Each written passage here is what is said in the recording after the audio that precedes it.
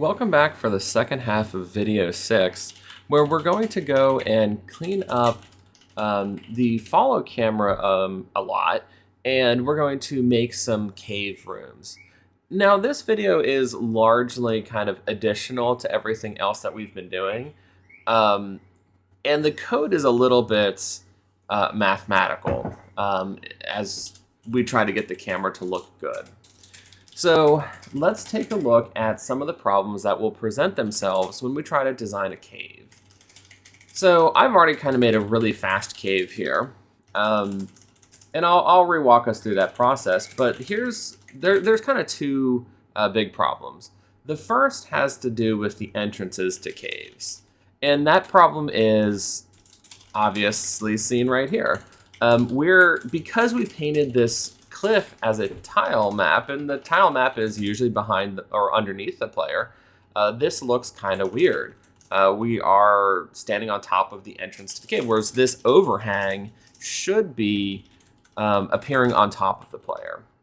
Secondly, when we actually go into that cave, we're going to see that the camera, if the cave is small, the camera doesn't know how to behave. So we're using the standard GameMaker follow object option here, and we're telling it to follow the player, but it kind of jams the map into a very aesthetically unpleasing corner. And this is not really an ideal situation, and it doesn't really kind of work for the aesthetic that we're going for. So those are the two problems that we're really going to start to fix and address. So the easier of the two is dealing with the overhang issue, getting this cliff face to appear above the player. And there's two major approaches to dealing with that. The first is arguably easier, but it's also easy to forget a few things about it.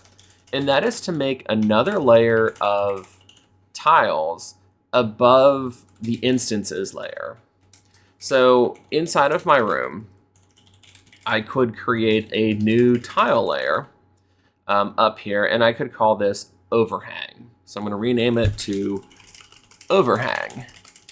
Now, just because this layer is above the instances layer doesn't necessarily, because we're modifying the depth, doesn't necessarily guarantee that things painted on this layer will appear above the player. So let's start and actually paint the overhang that we want. So I could actually turn off, well, I might want details for a little bit, but like I could turn off the ground and such so that I can focus on what I'm going to paint here. So I'm going to overhang. I need to choose my tile set. And I'm going to go find that cave. So right here is the top of the cave. So I want to paint these three tiles and maybe a grass tile above so that the player's head doesn't appear poking out here. So if we hide the details layer, we know that we want to paint these three tiles. Well, I guess the trick is remembering where. I believe it was right here. Like I said, if we don't know, we can just turn that back on and make sure that our brush is on the overhang, so that when we paint, this ends up painting on overhang. Now, it looks like in the editor that it's appearing on top, and that's just because that's the stacking order. But when we actually play test this, and let me move my level connector back a little bit. So when we play test this, that's not going to necessarily be the case. So we go under here, and despite having an overhang layer, the player is still on top of it. And that's because GameMaker sets the depth automatically for each layer. You can see that the highest layer here is given a depth of 0, and each layer underneath it, they end up adding 100 to. So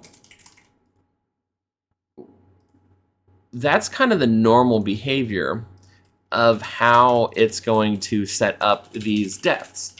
But we're kind of breaking that because inside of our player, well, inside of all of our actors, really, we're going through and manually setting the depth to the negative y value. So what that means is the depth of all the actors that are in the game, such as the doodads, the players, our attacks, enemies, all those are going to have negative depth values. Because y is always positive in GameMaker, assuming you're not walking off the top of the screen.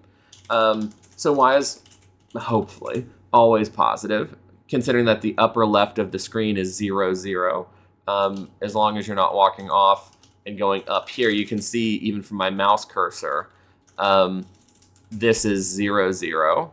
And yeah, if we go up, so like if you allow the player to exit up a little bit, then yeah, technically they would have a positive depth value, because we're just taking the y value and inverting it, basically making it negative. So the overhang is set to layer depth 0. So the camera is at negative infinity. And when we think about what it's viewing, the camera is up here watching the world from a depth of negative infinity. And then the player is right here, usually at kind of like a value of negative, I don't know, like 300. Honestly, it's going to be it's going to be a value from 1 to, I don't know how big our maps are, but maybe like 2,000, negative 2,000. And then all of our other layers are here starting at 0, and then we have another one at 100. So that's kind of how our scene is set up. So what we effectively want to do is put that overhang right here. So this is my overhang layer. We want that to be hanging out above the player. So it might make sense to give that some kind of value of like negative 999. Now, keep in mind, this does limit the maximum size of a map, because there will reach a point, if the map is 10,000 units big, the player could again appear on top of this. So this number kind of limits the maximum map size, given how we're calculating all these positions. So we want to set the layer depth for the overhang layer to something negative, so that it's going to appear above the player in the stacking order. Now, here's the part where things go wrong. We can very easily do that. We can just go to the overhang layer, unlock the layer depth, and we can specify negative 10,000 and press enter. And so overhang should appear above the player. But when I hit play, what ends up happening is it recalculates all the other layer depths from that depth. So I don't even see the player anymore. And actually, I don't even see the doodads. So like if we look at wall, we can see that it added 100 to it. And then all the other ones are kind of consecutively similarly problemed. So what we could do to fix that is maybe just take this next layer, and we could just bring it back to 0 if we want. And then everything should be, oops, I forgot to push enter or unlock it. 0, push enter. And then everything else will recalculate its layers back to that same algorithm. So that way everything kind of goes back to normal in terms of the stacking order. So again, all of my doodads and my player appear back on top, and the overhang works. So the overhang is now truly appearing above the player, and that looks reasonably good. So that's one approach. And I think as long as you remember to not screw up the layer depth, it is a very solid approach to handling this. The other approach, so I'm going to jump over to my second map here. So I've got my second map. The other approach, if I don't want to do an overhang like that, would be to turn the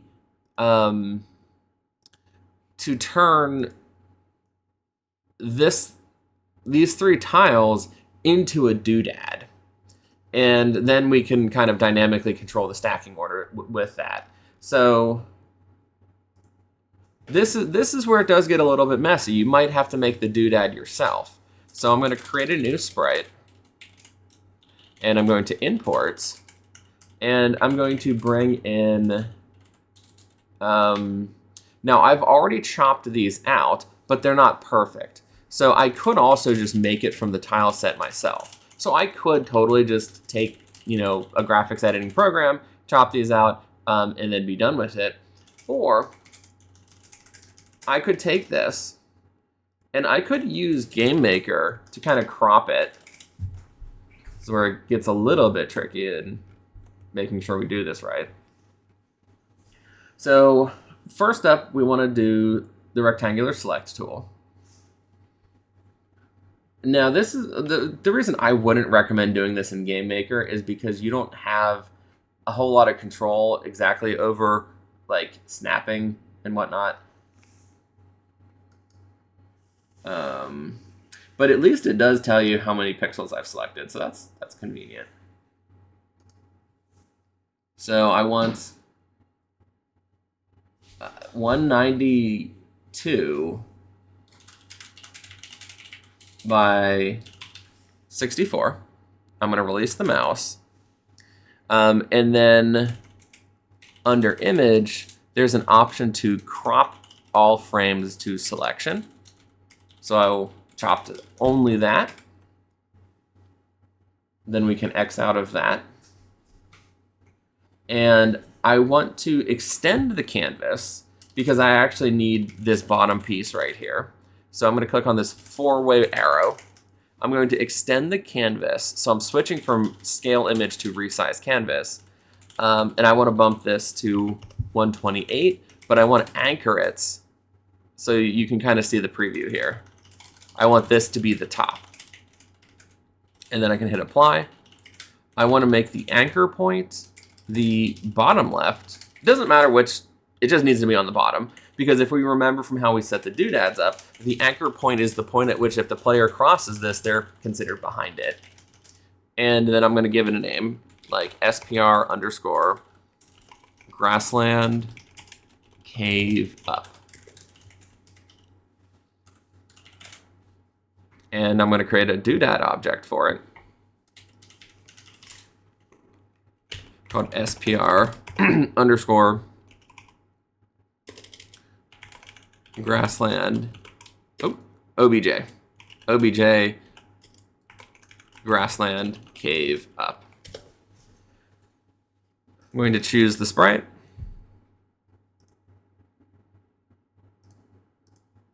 And then tell it that its parent is a no clip doodad.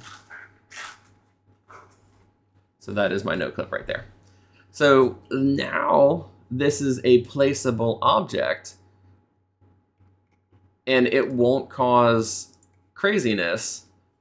I can just place it on the regular old instances layer, take the cave up, place it right here, and we're good to go. So we don't have to deal with a overhang layer.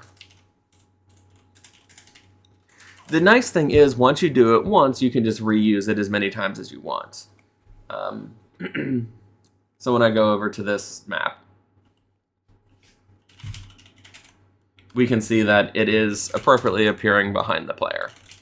So you might have to decide if we need an extra green on top of it to prevent the player's head from peeking out, or if you think your transition zone is going to be close enough that you're never going to see that. Like at this point, I think the player would have transitioned to the next zone, so I'm probably not going to see his head poke out.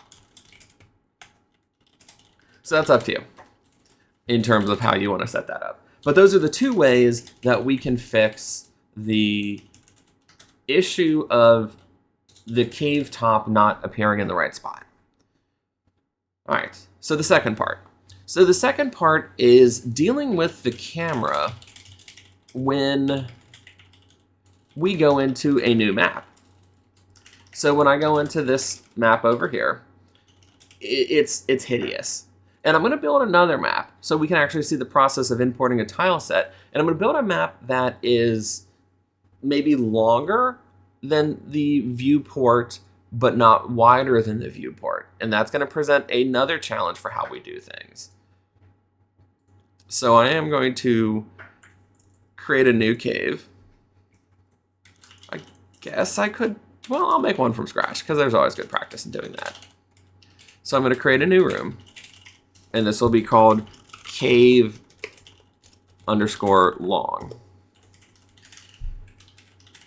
And of the settings that I do, if we need to remember, we can always open up a previous one. And I have a ground tile set and usually a detail tile set. And then I usually make these 3 separate object layers: a walls layer, an exits layer, and the default instances layer. Those tend to be the 5 things that I do. So, tile set. This tile set is the ground. Another tile set, rename it details. Another instances layer. Rename this to be exits. Another tile set. Rename this to be walls. I mean, I think I called the exits like exit spawn, and that's kind of a bad name. I think exits is easier, but we never refer to that layer name at all, so it really doesn't matter what we call it. We do refer to, I think, instances a couple of times, so that one probably should stay the same. So then we can pick a tile set and begin to paint a map, and we might also need to adjust the size of this cave. So remember that we are using viewports. And so when I'm on cave long, I do want to check the option for enable viewports. And then I don't really need to change a whole lot. I do need to set that to be visible. And right now, I am telling it to follow the player, but we're going to change this in a little bit of time. So we're going to move off of the default GameMaker's camera options, but for now, I'll just do it so we can see what it looks like. The room, I want the room to be thinner than the viewport. So I think the width of this room might be 640. And the height of this room, well, remember that we have, each tile is 64. So if I just multiply it by however many tiles I want, that will tell me approximately what height I should set this to. And so here is my stage. So I have a longer cave than the viewport, but it's thinner. And so this might present and this will present a different problem. So let's go make a tile set just to review how to do that. Importing a tile set, we create the sprite first. And so we call this SPR underscore, I could call it cave 2. I forget the other names. I'm just going to call it cave 2 for now. Import. There's an icy one, so I like that one. So we'll call this cave ice.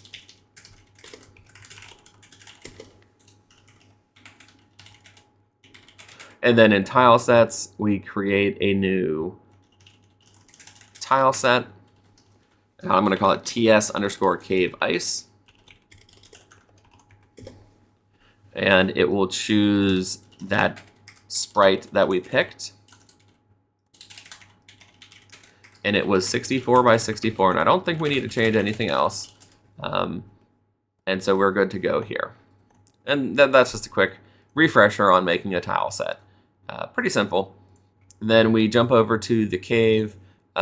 We quickly paint something. So choose your tile set. Remember, you can only have one tile set per tile layer. It's not really a bad restriction. If you jump over to brushes, you can assemble brushes out of these to make this a little bit quicker. So if you switch it to editing mode, I can just start grabbing like a corner, a piece,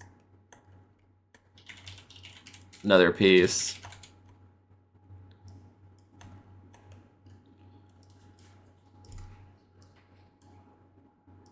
So kind of my quick way of putting together a tile set. Off the top of my head, I don't think it works if you put them like next to each other, because if you were to select it, it selects it as a whole thing. So you actually do need to kind of keep some space in between.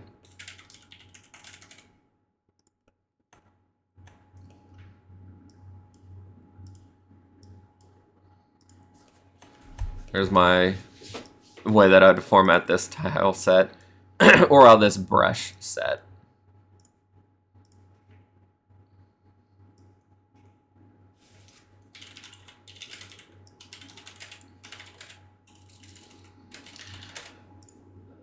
So if I wanted to just kind of construct my map, now that I've got all of my cave pieces turned into paintables, this will go a lot quicker.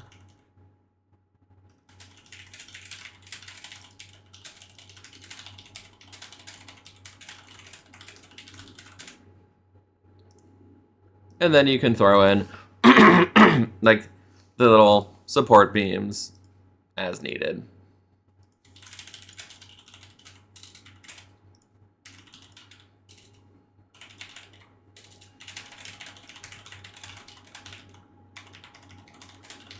All right, and so then I need my ground.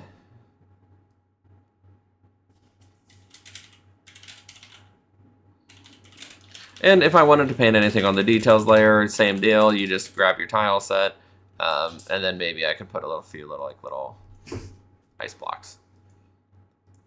And I'll be up to if I want to let the player walk over those, or if I want to consider those to be impassable. So now I've got to put the entrance, and that does mean I need to probably clear out a piece.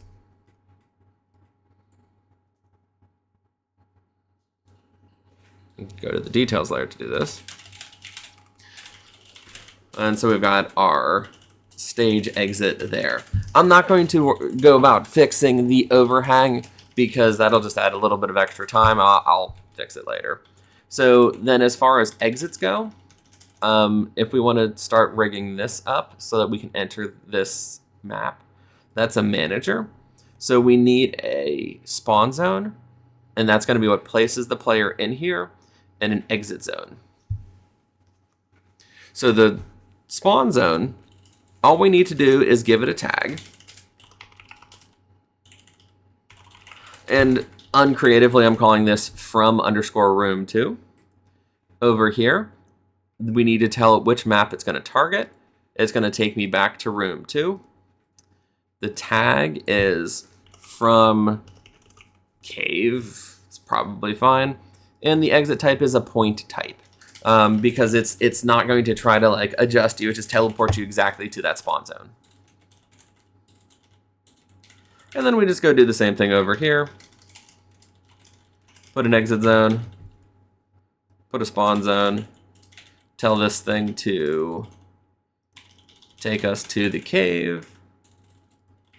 The tag is from room 2, and it is a point transition. This thing is just from cave. It could be worth your time if you sketch out your map to like on your sketch of a map label what all of your exits are called, because it's very easy to forget what you're calling these exits. So if we play test this, we should see another abomination of the camera. So this one kind of shoves it in the corner. This one shoves it in the corner. It does track with the player at least. But again, you would expect that the map would be centered in a situation like this. And so that's what we're going to want to do, is we want to set up the camera so that it's smart enough to still follow the player, but also if the map is too small in any dimension, that it's going to center the map. And so let's begin tackling that. So here's where we get to the code part. So we'll want to do this inside of scripts. And I'm going to create another script. And this will be called scr underscore camera for all my scripts pertaining to the camera. And I'm going to rename this to camera follow, as long as that doesn't exist already. So camera follow is going to be the name of this function.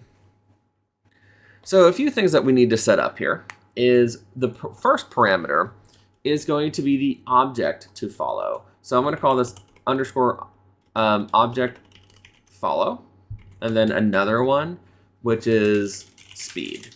And speed is going to be the speed at which the camera is going to follow this object.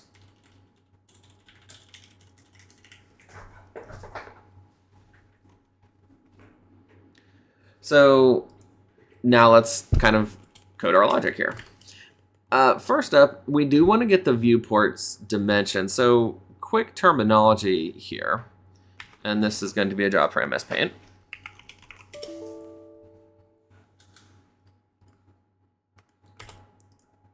So in our level design, this is probably my stage. So I've got all of my wonderful trees and stuff in this green box. Then I have my viewport. And so let's say we're viewing this part of the screen. And that's because the player happens to be in the center of it, because the viewport wants to follow the player.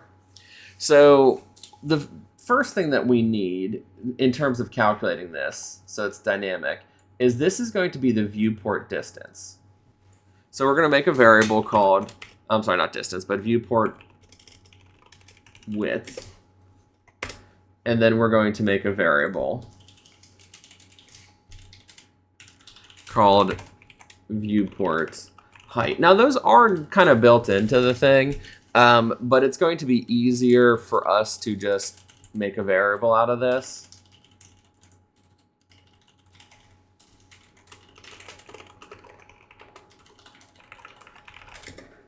So we'll call this var viewport underscore width, and that's going to equal camera underscore get underscore view underscore width view underscore camera bracket 0, because it's an array.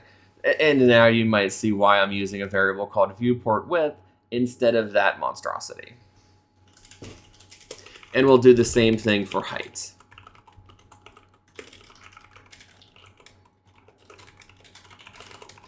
And this gets the height of the viewing area of the camera. So if we change the resolution for a different screen, if we allow the user to change resolutions, then that's going to be different.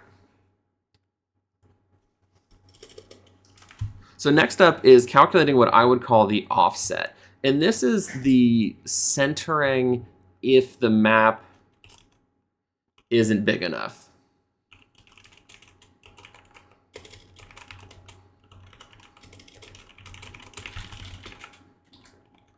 And what that basically means, so the position that the viewport gets set at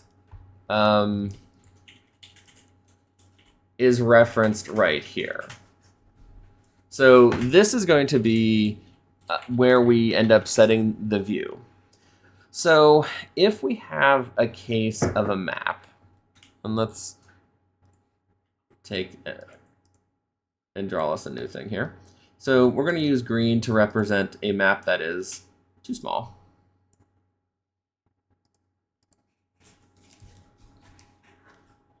And what's happening right now is we're getting the map just kind of shoved into the corner like that. But what we want instead is we want the map to be centered in the view like this. So what we're going to do is take, and so that means the point that I need is this point right there in red. I need to calculate that.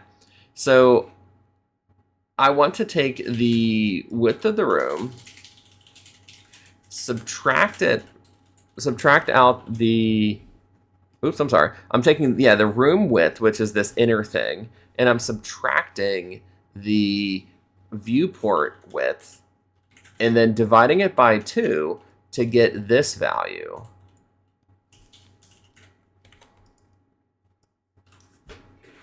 And then I do the same thing to get the y's to get it to right there. And so that's what this is happening. So we're going to, I just call this offset. So it'll be room width, and it is a negative value because this is the case for if the room is smaller than the viewport.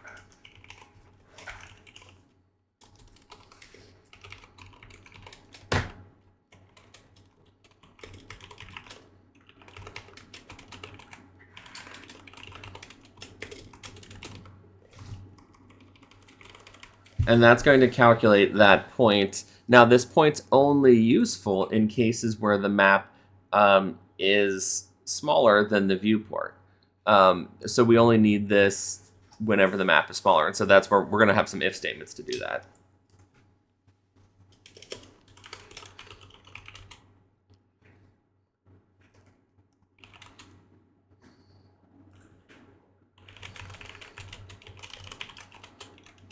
So the other thing we want is the position if we're following an object.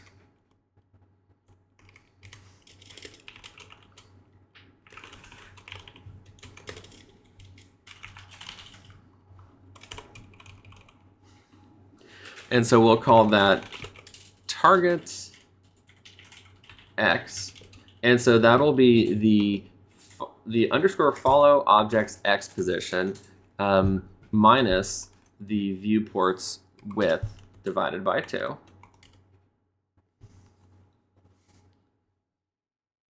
This one doesn't have parentheses. So we're, so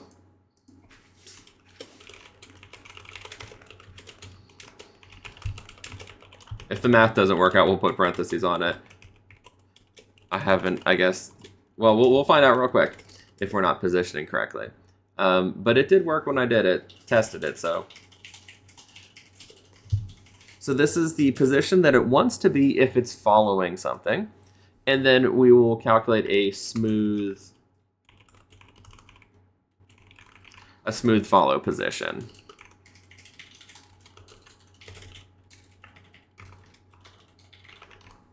And I'll just call that camera goal X. And we're going to use LERP, which is linear interpolation, which is basically like a midpoint.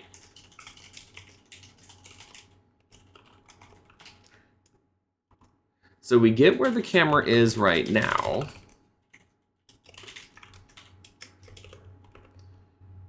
And we choose to LERP it in between the target X at the speed. And speed is going to be a value from 0 to 1. If you set it to 1, it'll instantly snap to the thing it's following. If you set it to like 0.1, it'll smoothly and slowly follow it.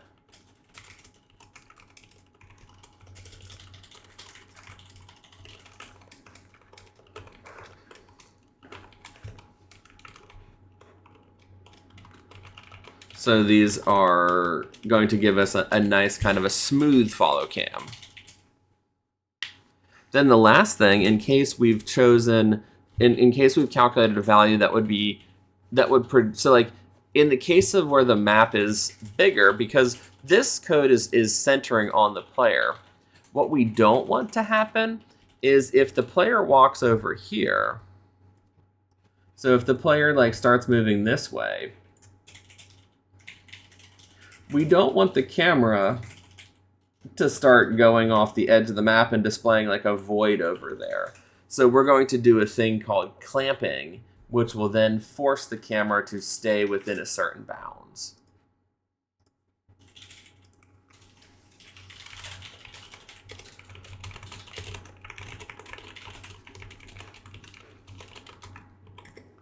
So we will say camera goal X is equal to clamp, which is a math function. Camera goal X, comma 0, which is the low point. You can see down here what the value I'm clamping is camera goal X. This is the minimum value I'm allowing, and then the maximum value is a little bit of mathy. It's the room width minus the viewport height. Trust me, I had a lot of fun figuring these formulas out.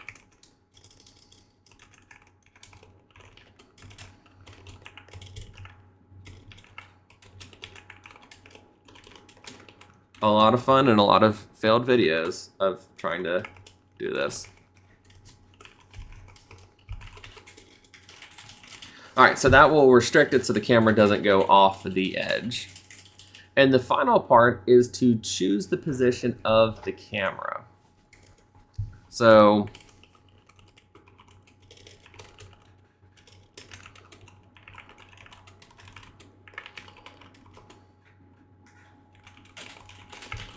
we're going to have a if statement that has basically 4 possible outcomes. So if the room width is smaller than the viewport's width and the room height is smaller than the viewport's height, then basically both dimensions of the map are too small, so we just want to center the camera. So we would say camera view camera underscore set underscore view underscore position.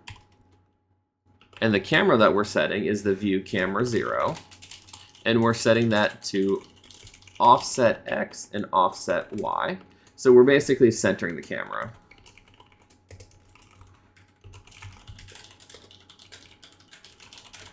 Otherwise, now what if only one of the dimensions are not correct? So in that case, we might do if room width is less than viewport width. So here we would do kind of the same thing, camera underscore set view position. Then we're setting camera 0.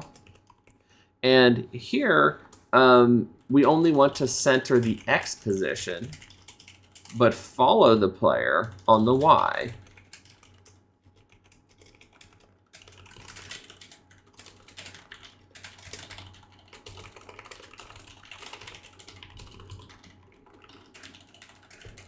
Then we have the other kind of inversion of that, which is if the height, so if the map is too wide,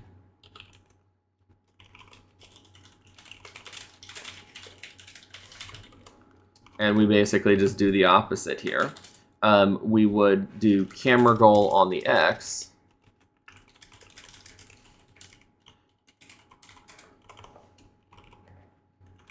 and then we offset on the Y. So we're follow on X, and we use the fixed center on Y. And then otherwise, if none of those conditions are true, then just purely follow the player.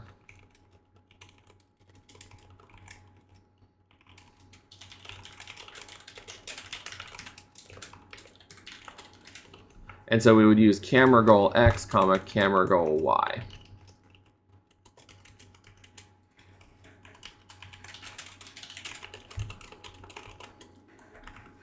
And so we'd be following the thing that we're wanting to follow. It doesn't necessarily have to be the player.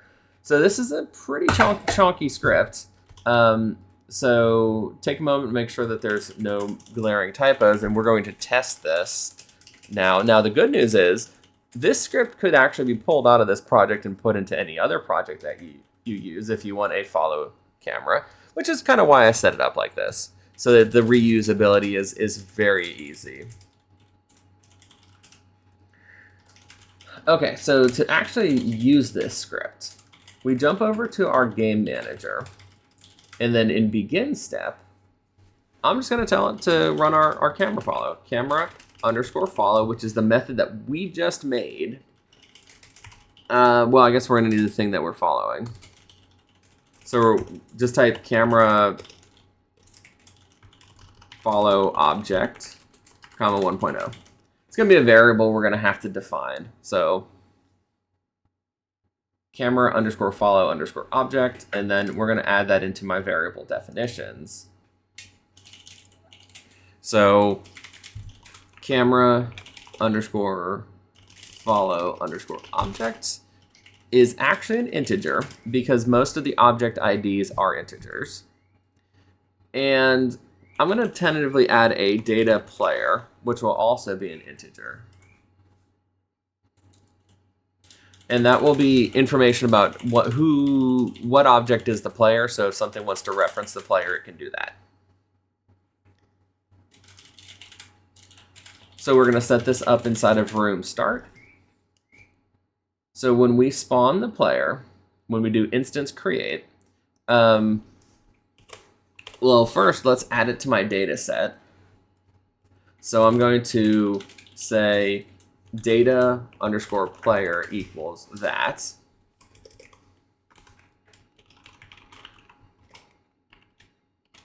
And then we're going to follow the player. So we would say camera underscore follow object is set equal to the data player, so the player that we just spawned. And then right here, we want to snap to the player immediately. So no smooth, just immediately snap the camera to the player. So we would say camera follow, and it's going to follow the camera follow object at a speed of 1.0, and then that's going to immediately snap it to the player. So then we just have to undo all of the settings in the level for the built-in camera follow. So if we go into our rooms, so in room 1, viewport 1, I no longer want to follow the player object. So I'm using my own camera follow now. So I'm removing that. And I'm going to go through and do that for all the rooms. So I'm going to jump over to room 2. I'm going to take the player off of the follow. And then same for cave. So I'm going to take the player off the follow. And cave long, take player off the follow. And now the good news is, whenever we make a new map, we don't have to think about that because it's embedded in our game manager to make the camera follow the player. So we can hit play. Things look good. And now notice that there's a little bit of a smoothness to the camera following the player. This is 0.1. You can play with that number. If you set it to 1, it will always be perfectly centered on the player with no smoothing. And now all of that work just so that our maps would be centered when we enter caves that might be too small. And then here, you can see that it centered this, and it works great. When the player's on this low part of the map, the camera doesn't go off the edge, and then as we begin to go up, it follows us until we get to the end of the cave, which has no colliders, of course.